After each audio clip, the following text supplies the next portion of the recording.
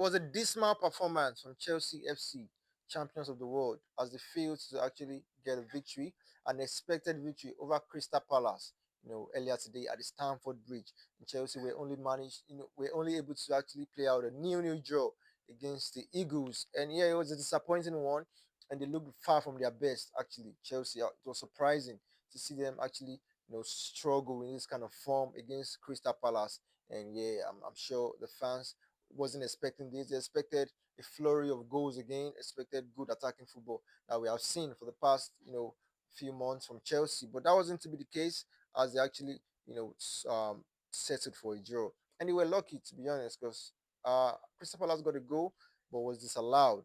An Eberechi Eze strike was actually ruled out, and that was, a very lucky one for Chelsea. They would have lost that game, and they weren't able to actually fashion any chances. And no shot on target from Chelsea is incredible to know. And we expected them to actually come out of the blocks and attack Crystal Palace and get goals and all that. But nil-nil draw at the end of the day at the Stamford Bridge for Chelsea to start their season.